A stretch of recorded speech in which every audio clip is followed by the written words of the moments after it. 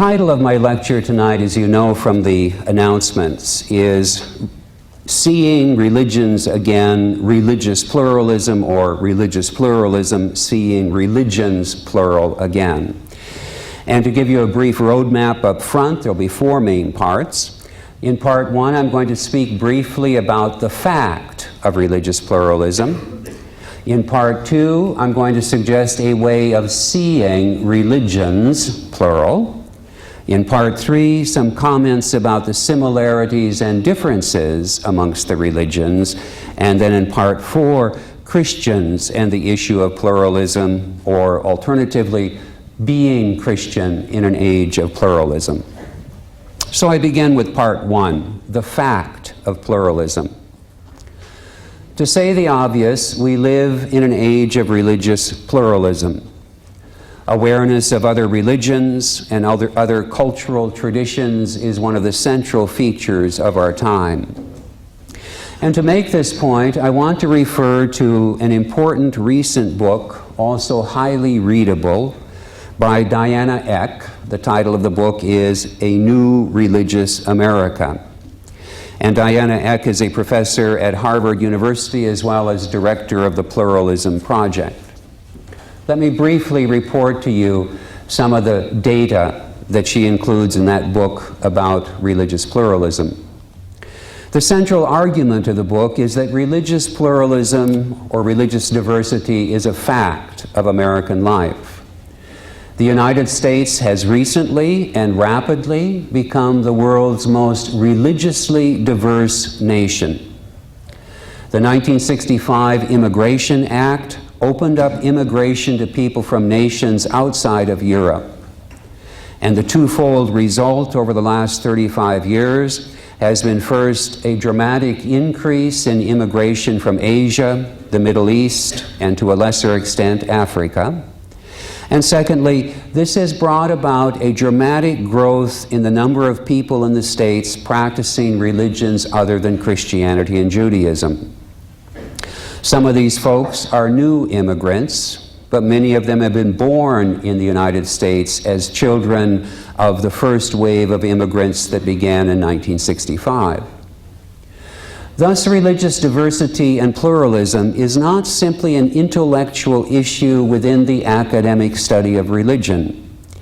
It is a cultural reality that Americans, as citizens of a historically Christian, Jewish, and secular nation, need to become aware of. Among the evidence that Diana Eck cites, there are 6 million Muslim Americans. There are thus more Muslim Americans than the combined total of Episcopalians and Presbyterians. Episcopalians somewhat over 2 million, Presbyterians somewhat over 3 million. And there are about the same number of Muslim Americans as Jewish Americans. There are 4 million American Buddhists. The majority of these are recent immigrants and American-born children of Buddhist immigrants, but also a fair number of North American, European, as it were, converts to Buddhism. And thus there are more Buddhists in the United States than either Episcopalians or Presbyterians. In lesser numbers, there are about 1 million Hindus, about as many as there are members of the United Church of Christ, and there are about 300,000 Sikhs. Now, the phenomenon of religious pluralism and religious diversity is not confined to major metropolitan areas. It is found in regional and even small cities. Eck writes about a huge white mosque in Toledo, Ohio, a great Hindu temple in Nashville, Tennessee, a Cambodian Buddhist temple and monastery in the farmlands of Minnesota, a Sikh Gurdwara in Fremont, California, Muslim, Hindu, and Buddhist temples in Salt Lake City and Dallas, Cambodian Buddhist communities in Iowa and Oklahoma, Tibetan Buddhist retreat centers in Vermont and Colorado, and many more. Her conclusion: the American religious landscape is changing very dramatically in our time. And to quote her directly, This is an astonishing new reality. We have never been here before, end of quote. Now, this is very different from the world that I grew up in and that anybody in my generation grew up in. I grew up in a small town in North Dakota, probably not a representative sample of the United States, to be sure, but I think everybody in that town of 1,400 people would have identified themselves as Christian, and we certainly had no Buddhists or Jews or Muslims. Or, to use an example that goes beyond small town North Dakota, in the middle 1950s, a scholar named Will Herberg wrote a very well-known book for the time. And the book was about religious diversity in America. What's interesting is the title of the book, Protestant, Catholic, and Jew. 50 years ago, that's what religious diversity in the United States meant. So the change is dramatic, and thus the need, the imperative to understand other religions. A need and imperative that has been reinforced and made more urgent by the events of September 11th. The issue of religious pluralism is not simply a theoretical one about religions that we've heard of but might never encounter, but an immensely practical one. And for those of us in this society who are Christians, being aware of religious pluralism and other religions can, it seems to me, enrich our understanding of Christianity and what it means to be Christian. I am persuaded that we see Christianity, its nature and purpose, more clearly when we see it within the framework of religious pluralism. Religious pluralism can help us to understand our own tradition better. To refer again to Diana Eck, this time paraphrasing her, Eck says, "Whoever knows only one religion is unlikely to understand what religion is about." So I turn to part two. Seeing religions again. And here I'm going to provide a compact introduction to the nature and function of religions. And again, note I'm using the plural. To the essence and purpose of religions. I'm going to suggest how we might see the major religions of the world and thus also how to see Christianity. And I will develop this part of my lecture by describing a general understanding of religions with 6 statements, all 6 statements commonly affirmed within the academic study of religion. That is, there'd be widespread agreement amongst religious scholars about these statements. And in each case, I will put the statement into a very short sentence of 4, 5, 6 words, and then, of course, explain it. First statement about religions. Religions are cultural-linguistic traditions. Pretty abstract, but it's actually a very helpful definition. Let me repeat it. Religions are cultural-linguistic traditions. And I owe this language to George Lindbeck of Yale Divinity School. I'm not sure that it's original with him, but that's where I ran into it. And what it means to say this is that each religion originates within a particular culture, and thus it uses the language and symbols of that culture. So in that sense, each religion is a cultural linguistic tradition. Moreover, if that religion survives for any length of time, and of course all of the major religions have, if that religion survives, it becomes a cultural linguistic tradition in its own right. That is, it becomes a way of construing the world, of structuring the world, and it has its own particular language and symbols. And thus being Christian or Jewish or Muslim is a little bit like being French or Italian. It means I mean, to be French means not only knowing French, it knows something about the ethos of being French. It means to have lived within a French world and to have that structuring your vision of life. And of course, there's a sense in which being religious is different from this as well, because it's a much more universal identity, one that transcends national and ethnic and racial boundaries. But nevertheless, it's very helpful to think of religions as cultural linguistic traditions, each with its own language, symbols, etc. Second statement about religions. Religions are human constructions. Religions are human constructions or human products. This is a corollary of the first statement. As cultural linguistic traditions, religions are human creations. And within that, I'm including their scriptures. Their scriptures are human products, and thus for Christians, the Bible is a human product. Their teachings, their doctrines, their rituals, their practices, all of these are human creations, human constructions. This time I use a phrase from a Harvard religious scholar, Gordon Kaufman. Kaufman speaks of religions as, quote, imaginative human constructions, end of quote.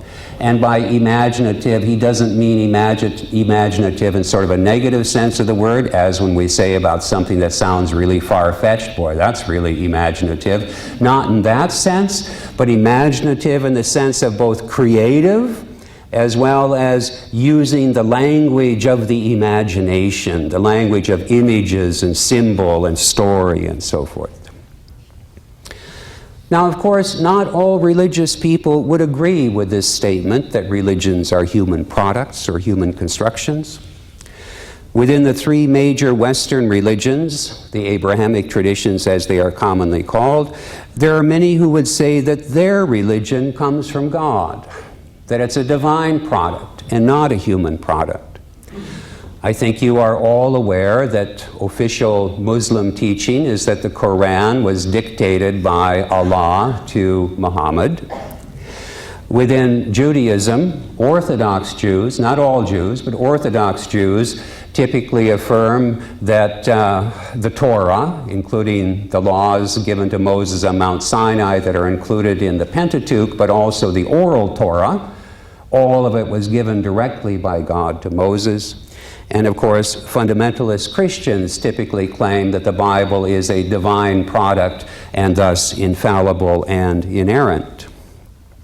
But within the framework of the academic study of religion, these claims look like a common human tendency to ground their sacred traditions in God. That is, if lots of religious traditions say this, our tradition comes from God, then one of the things that is characteristic of religions is that they tend to ground their traditions in divine origin. Now, those first two statements both stress the human origins of religion. The third statement brings God back into the picture, namely, religions are responses to the experience of the sacred, or the experience of God or the Spirit, terms which I use synonymously and interchangeably. I take the reality of God very seriously. I am utterly convinced that there is a more, to use William James's marvelously generic term for the sacred, a stupendous, wondrous more. And I am convinced that this more has been experienced in every human culture, and that the origin of the major religious traditions lies in experiences of the more. So I see religions as human products, but as human products created as a response to the experience of the sacred in the particular culture within which each emerged. My fourth statement. Religions are wisdom traditions. And I owe this statement to a man I'm honored to call my friend, Houston Smith. He speaks about this a lot. Religions are wisdom traditions. Now, wisdom, in both religion and philosophy, wisdom is concerned with the question, how shall I live? What is life about? Well, this is what the religions, to a large extent, are about. They are disclosures of how to live. And by that I don't mean just morals, but something more comprehensive than that. They are disclosures of what life and reality are about. And it's not just that they have responses to that question, but they are the accumulated wisdom of the past, of centuries of thinkers. And this wisdom ranges from very practical wisdom to theological and metaphysical wisdom. The religions are a treasure trove of wisdom. Fifth statement. Religions are means of ultimate transformation. I'll repeat the sentence. Religions are means of ultimate transformation. And I owe this short statement to Frederick Streng, author of an Introduction to Religion textbook published some 25 years ago or so now. Let me unpack that definition. Religions are means. It's partly that they're not ends, okay? But it's also that they are means in the sense that they have a very practical purpose. And that practical purpose is ultimate transformation. And when we speak of ultimate transformation, we mean not just psychological transformation, important as that is, but ultimate transformation in the sense of spiritual transformation, in the sense of the transformation of the self at its deepest level. That is the very practical purpose of religion. And that transformation is from an old way of being to a new way of being, from an old identity to a new identity. And the fruit or product of this transformation across religious traditions is compassion, becoming more compassionate beings. This is central to all the major religions, and the saints of the various traditions look very similar in this respect. And sixth and finally, religions are sacraments of the sacred. Religions are sacraments of the sacred. Now let me define the word sacrament here. Those of us who are Christians are familiar, of course, with the two universal sacraments of the Protestant and Catholic traditions, and then, of course, the 5 additional sacraments of the Catholic tradition itself. But I'm using the word sacrament in a broader sense, and not just to refer to those 2 or those 7. Namely, a sacrament is a mediator of the sacred, or a sacrament is a mediator of the Spirit. A sacrament is anything finite and visible through which the Spirit becomes present to us. Now, in this broad sense, nature can be a sacrament. Music can be a sacrament. Okay? Virtually everything in human history has, for somebody, been a means whereby the Spirit has been mediated to them. Now, to apply this definition to religions, the purpose of religions is to mediate the sacred. The purpose of their scriptures, their rituals, their practices is to become a vehicle or a vessel for the sacred to become present to us. Now, if one takes this seriously, it also has an effect upon what we think being religious means. Within the Christian tradition over the last 300 years, especially for Protestants, but also for Catholics as well, because this is generally true of what's happened in Western Christianity since the Enlightenment, There's been an enormous emphasis on believing as what it means to be a Christian. That to be a Christian means believing in the Bible, in Jesus, in God, or in Christianity, or whatever. Well, if you see religions as a sacrament, the point is not to believe in the sacrament. The point is to live within the tradition as a sacrament and let the sacrament do its work within you. Let the sacrament mediate the reality of the sacred to you.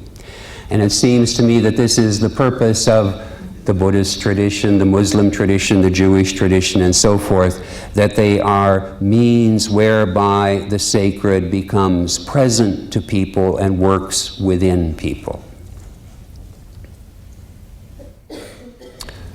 I turn now to part 3. Reflecting on the similarities and differences between religions, thinking about their similarities and differences. And my claim in this section is very simple, very elementary. Religions are both alike and different. Put that down as an essay response in a college test and see how many points you get for that one. They're alike and they're different, okay? Let me talk initially about how they're alike, their commonality. And of course, I've already touched on this somewhat by speaking of these 6 characteristics that they have in common, but to say a bit more about their commonality. I want to mention 4 things here. First, they are grounded in experiences of the sacred.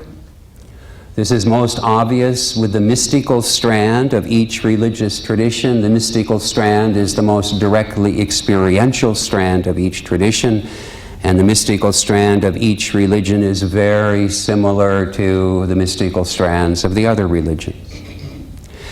Secondly, they're very alike in the path that they teach. Most religions have a path, a way, at the center of their message. This is perhaps most obviously true for most of us, or apparent to most of us, in Buddhism, which speaks of the fourfold path or the fourfold way. But also teaching about the way, the path, is utterly central to the Christian tradition, to the New Testament. And it's interesting that the earliest name of the Christian tradition, according to the book of Acts, was the Way. Okay? And the path that the religions teach is remarkably similar. Within the Christian tradition, it's symbolized by the cross as a metaphor for the internal psychological spiritual process of transformation, namely dying to an old way of being born into a new way of being, dying to an old identity, being born into a new identity. At the center of the Buddhist way or path is letting go, and letting go means letting go of one's prior understanding of who one is and what life is about, and being born into a new understanding of all of that, not just a cognitive, intellectual understanding, but a new way of being. It's also central to the Muslim tradition. The word Islam itself means submission, meaning radical centering in God, and therefore not centering in culture or tradition or yourself.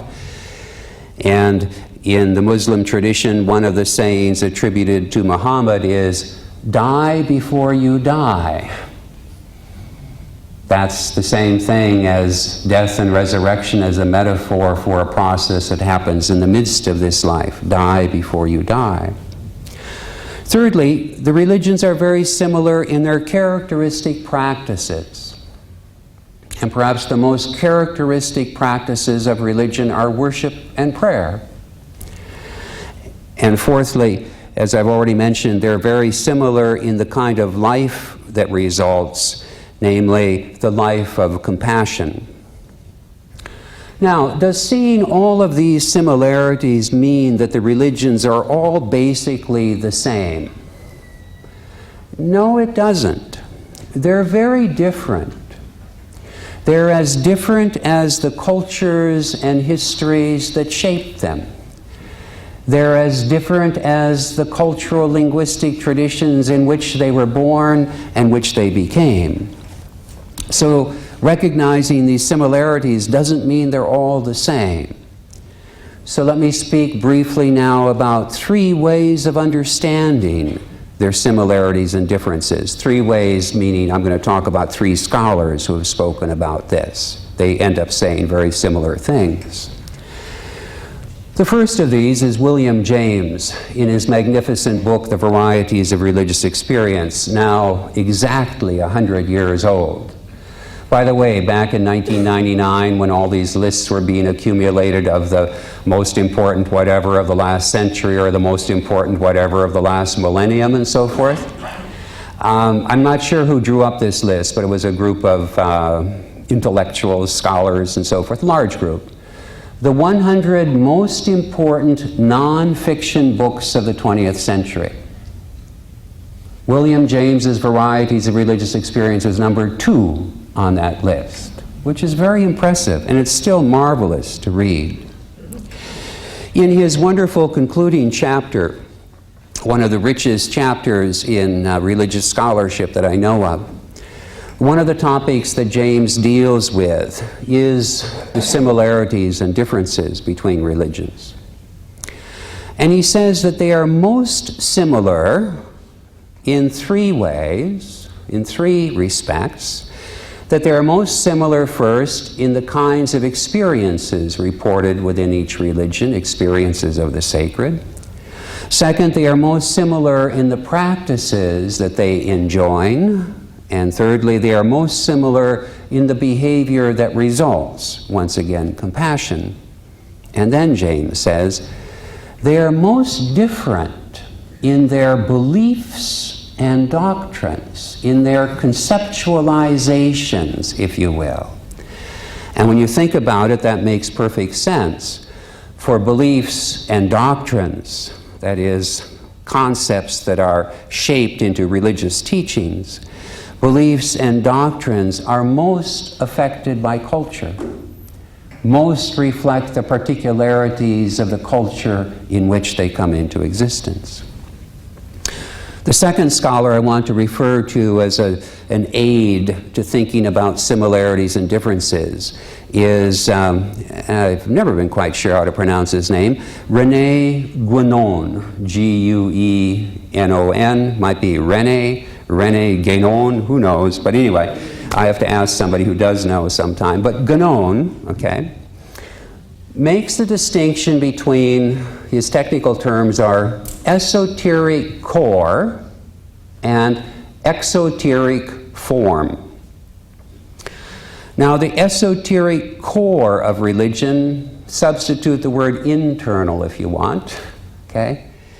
The esoteric core, or internal core of religion is really that experiential core that he sees lying at the heart of each religion.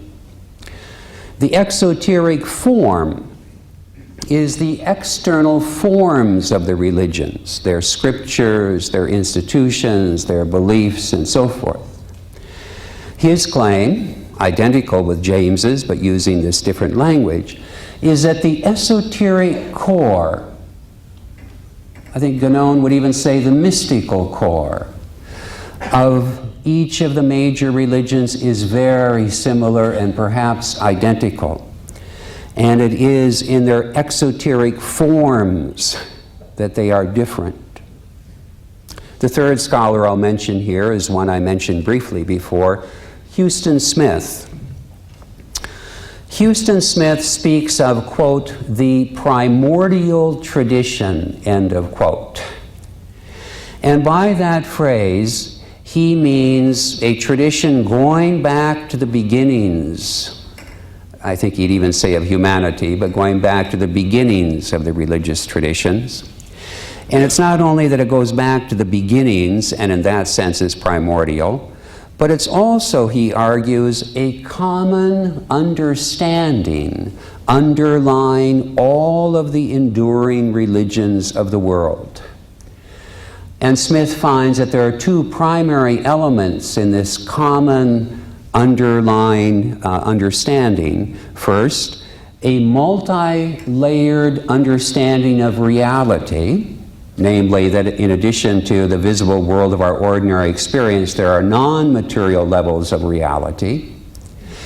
And secondly, a multi-layered understanding of the self, body, mind, soul, spirit. And he finds this multi-layered understanding of reality in the self to be the conceptual heart of every one of the religious traditions. Now, for all of these scholars, then, what the religions share in common is this internal core of experience. Now, I want to make two comments about the external forms, okay? The differences. The first of these comments is that these external forms matter. And there's a tendency, I think, amongst us to think that, gosh, if they all share this internal core in common, then that's the point of unification. If we could just drop the external forms, we'd be a lot better off. One oftentimes finds this expressed in the common statement in our time. Even many of my students in secularized Oregon will say this. They'll say, well, I'm not religious, but I'm spiritual. And religion and spirituality are very oftentimes put in opposition to each other. And by religion here, I mean the institution, the teaching, the tradition, the external form, if you will. Okay? Now, I don't doubt that a person can be spiritual without being religious. But what I want to challenge is the contrast or the opposition between those two. Because it seems to me, and here again I'm indebted to Houston Smith, that religion, meaning now the institution and teachings and so forth, religions are the way that spirituality gets traction within history. Okay? That religions are to spirituality what schools and colleges and universities are to education. You can become a self-educated person by avoiding all institutions of learning, but it's like reinventing the wheel every generation. So the first way in which I would say the external forms matter is that they are meant to be vehicles of wisdom, vessels by which the Spirit speaks to us and operates within us and so forth. But there's a second way in which the external forms matter as well. Namely, and this is kind of the downside, when the external forms, the exoteric forms, are emphasized. That is, when being Christian means believing this set of beliefs and not that set of beliefs, or do it for any tradition. Being Muslim means believing this way and not that way. When the external forms are emphasized or made central, then the differences between religions become more apparent than their similarities. And when the external forms, the scriptures and doctrines, are absolutized, as they are in religious fundamentalism, then religious exclusivism is the inevitable result. Religious dialogue basically becomes impossible if the external forms are absolutized. Conversion becomes the goal, and conflict is often the result. So, the external forms matter, but they matter precisely as relative expressions, okay, as vehicles of the sacred and not as the absolute themselves. I turn to part 4. The implications of religious pluralism for Christians, or being Christian in an age of pluralism. And here I will speak very directly about how I, as a Christian, see this. And my first point in this section is the need to reject Christian exclusivism. Now, I'm not pretending this is a dogmatic pronouncement from God. This is how I see it, okay? But I see it strongly this way. What I mean by Christian exclusivism is, I suspect, apparent to all of you. It's what I, and I suspect many of us who grew up in the church, grew up with, expressed as Jesus is the only way of salvation, Christianity is the only true religion, it's important to convert the world to Christianity because there are souls perishing, lost in shades of night, and so forth. And Christian exclusivism has been part of conventional Christian teaching for centuries. There's no denying that. I don't think it's the authentic voice of the tradition, by the way, but it's been part of conventional Christianity for centuries. Within the Roman Catholic Church, it's been expressed with that remarkable, I don't know if it's remarkable, with that wonderful, I don't know if it's wonderful, but it's a Latin phrase, okay? And it goes like this: extra ecclesiam nulla salus est. Outside of the church, there is no salvation. And of course, after the Reformation, the Roman Catholic tradition understood that to mean that even Protestants are out of luck. Not just non-Christians, but all non-Catholics are out of luck. Let me mention that the Second Vatican Council radically changed that. The Second Vatican Council of the 1960s, and actually openly affirmed that God is known in all of the religious traditions of the world. The Vatican may be backpedaling on that right now. It's hard to know what the next few years will disclose. Now, Protestants, of course, rejected that Catholic notion, partly because it rejected them. And we Protestants said, no, there's salvation outside of the Catholic Church. There's salvation through Jesus, but only through Jesus. And of course, we've got Jesus. So it ended up being the same thing. Now, as I just mentioned, I grew up with this, but I now see things very differently. I can no longer affirm that Christianity is the only way of salvation. There's more than one reason I can't. I'll mention three. The first reason might be called common sense. When you think about the claim that Christianity is the only way of salvation, it's a pretty strange notion. Does it make sense that the creator of the whole universe has chosen to be known in only one religious tradition, which just fortunately happens to be our own? And of course, there are some Christians who would make that even narrower, that it's only our particular version of the Christian tradition that conveys saving truth.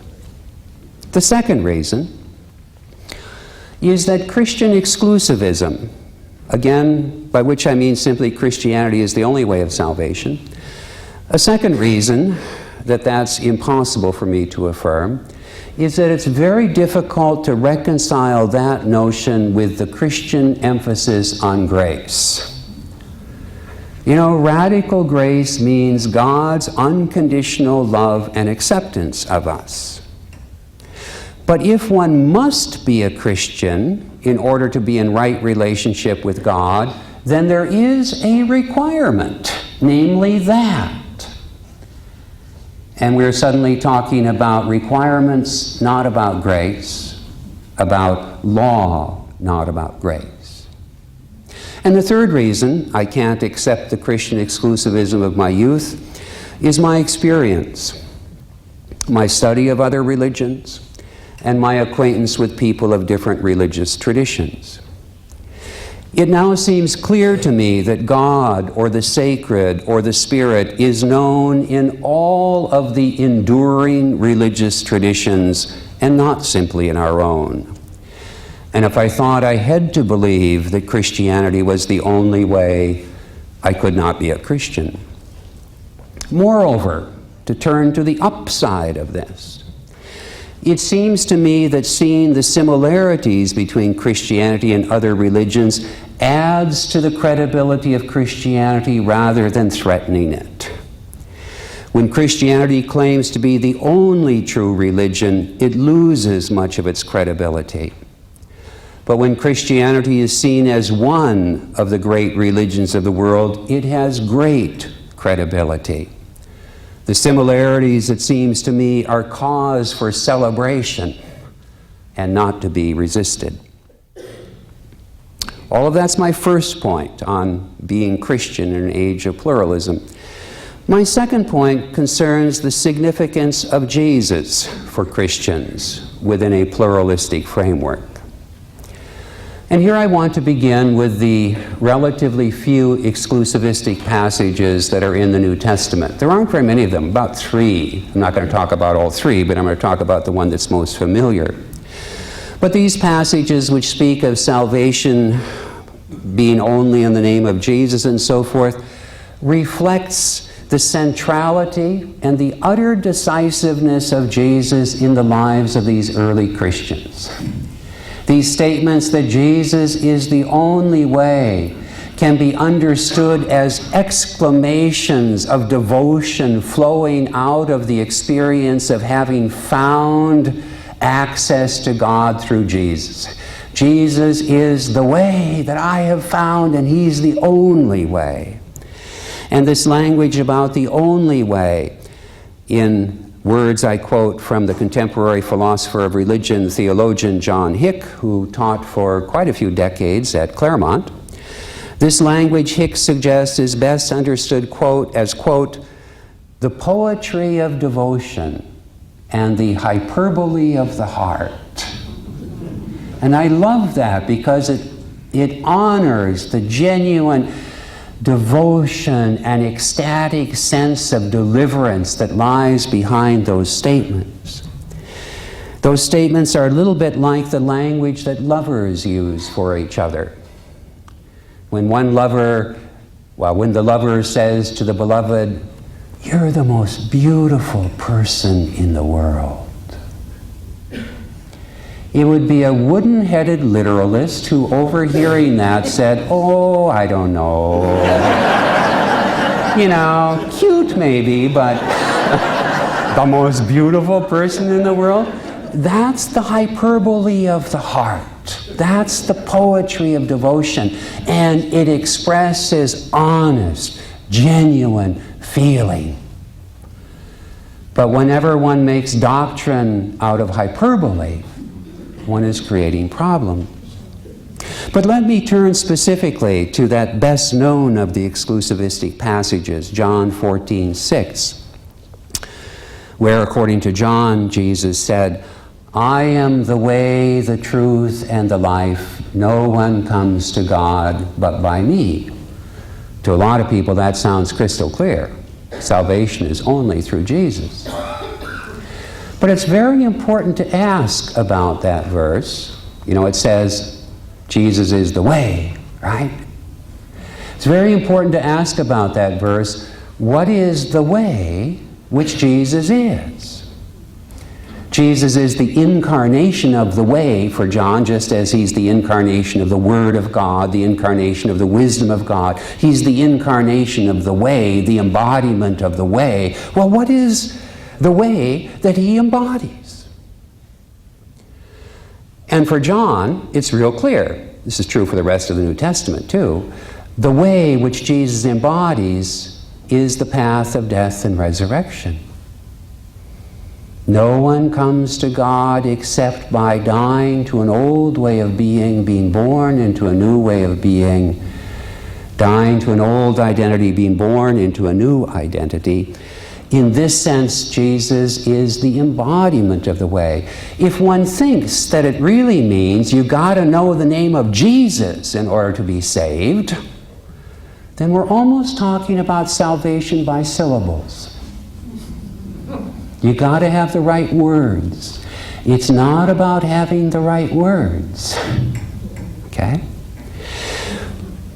One of the best exemplifications of the point I'm making right now about John 14:6 is contained in a sermon preached at Boston University School of Theology, a Methodist seminary in the 1950s, as I recall this story.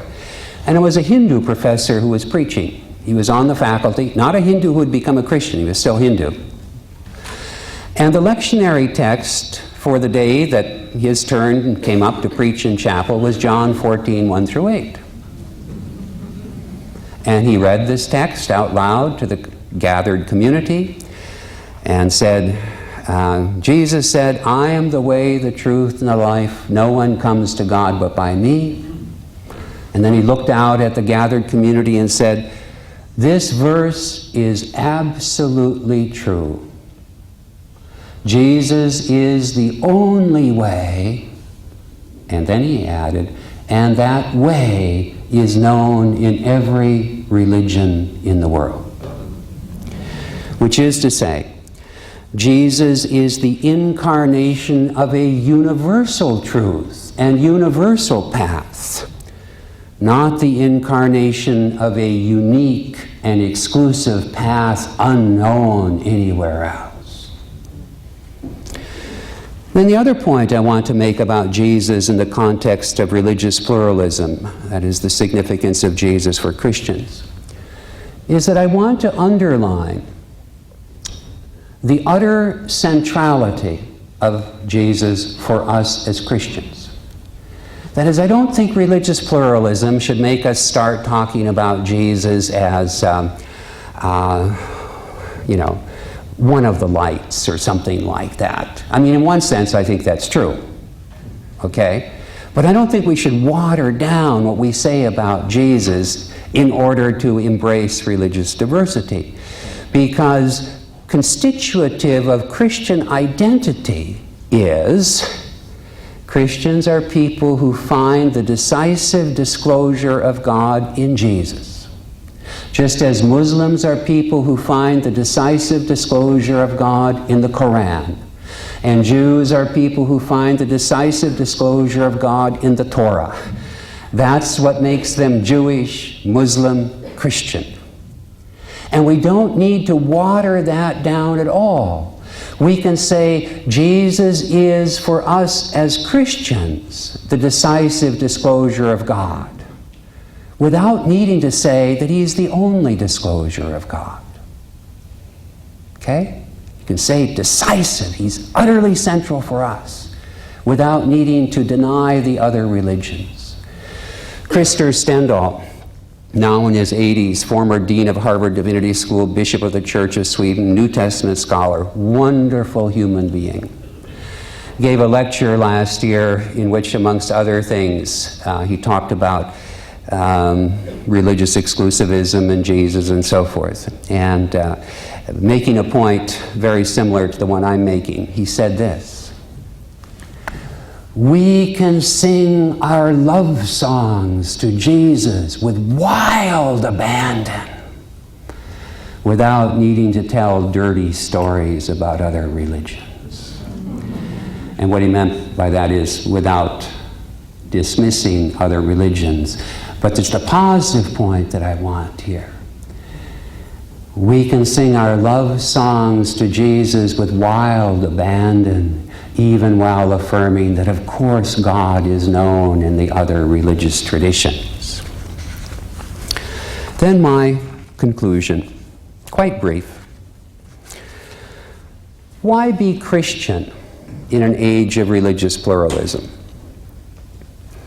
And I want to develop this point by reading to you an email interchange communication that I was involved in earlier this year. Actually, it's now last year, about 6 months ago. So this is an email I got from somebody who had been reading Meeting Jesus Again for the first time. Basically a friendly email, but it included this question. I have to put my glasses on for this, okay? He writes, in your research, you have been exposed to many different cultural traditions about religion and the effects on their followers. Yet, you say you are still a Christian. Why is that? Is there something about Jesus Christ that makes him different from all of the other religious leaders? Is Jesus just one among many of the world's religious leaders? I'm wondering what you have found unique in Jesus that keeps you in the Christian fold. And I responded as follows. Let me begin by describing how I define Christian. It's very simple. A Christian is one who lives out his or her relationship with God within the framework of the Christian tradition. Just as a Jew is one who does that in the Jewish tradition, a Muslim one who does that in the Islamic tradition, and so forth. I don't think God cares whether we are Christian, Jewish, Muslim, and so forth. All are paths of relationship with God and paths of transformation. So why then am I a Christian? In part, because being part of a religious tradition and religious community is important to me. I am nourished by it. Though I think one can be in relationship to God apart from religious community, I experience so much richness in religious community that for me not to be part of one would be like refusing a banquet in the midst of hunger. And why Christian rather than Jewish or Buddhist? Not because I can make a case for the superiority of the Christian tradition, but very simply because for me, the Christian tradition feels like home in a way that no other tradition could. In addition to which, I find the Christian tradition extraordinarily rich. Its antiquity, its wisdom, its beauty, at its best, its goodness. Finally, I do not see Jesus as unique, except in the sense that the Buddha and Muhammad and so forth are unique, that is, not exactly like anybody else. Rather, I see him as the incarnation of a universal truth that is also known in other traditions. Namely, he discloses what God is like and what a life full of God is like. And then I ended the note with best wishes, which is what I give to you as well. Thank you very much.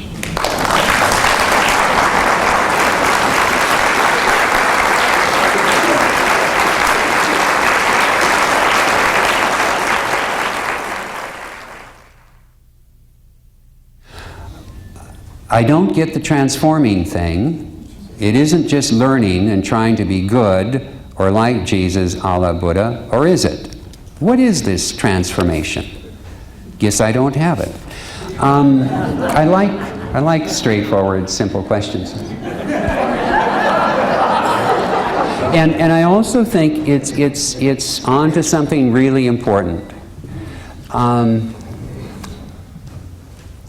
The Christian life, or the Buddhist life, and I could say, oh, the Muslim life, but so I don't have to say all of that, I'll just say the religious life, isn't about trying to be good. It's not about trying to be bad, don't get me wrong. But it isn't about trying to be good. It is about a transformation of the self at a deeper level than that. Now, goodness is always better than badness, so don't misunderstand me there. But the notion that the Christian life is about trying to do something, trying to believe, trying to be good, it's the self that is trying to do that. And I really think, at its deepest level, the Christian life, and I'm going to use I think it's even from 12 Steps, I'm not sure. The Christian life is about letting go and letting God. That doesn't give you a recipe for how to do it, but it's about the transformation of the will and not primarily about the exertion of the conflicted will. Okay? And I think that transformation occurs. The Christian life is about a relationship with God, and if the word God sticks in your craw because you're not sure what I'm talking about, the Christian life is about our relationship to what is. And by what is, I don't mean the world of space, time, matter, and energy is understood by science. I mean by what is, yeah, that, but something that's more mysterious than that. Okay? And the way our relationship to God gets nourished is through the very simple act, if you will, of paying attention to that relationship. There's nothing very mysterious about this. The analogy is to a human relationship. A human relationship grows and deepens to the extent that you pay attention to it, that you spend time in it. And so what's being talked about here is a transformation of the self that comes about through paying attention to our relationship with God. That can take so many forms. The most common form is prayer, and real close to it is worship, but it can also take the form of dream work, journaling, remembering God in the course of the day. All of that's involved in paying attention to the relationship. It's about practice, practice, practice. Okay? So it's not about trying to be good. It's about trying, here I'm using the word trying, it's about seeking, maybe that's no different, but it's about seeking to become more and more centered in the reality that we name God. And I just realized I've gone 5 minutes over our agreed upon ending time. So I do want to honor that. Some of you, may have a date you need to get to or something like that tonight. I want to thank you for your attentiveness. I hope to see a number of you tomorrow, or I know I will see a number of you tomorrow. But once again, thank you for being here. It says something very good about you that you're interested in this. Good night.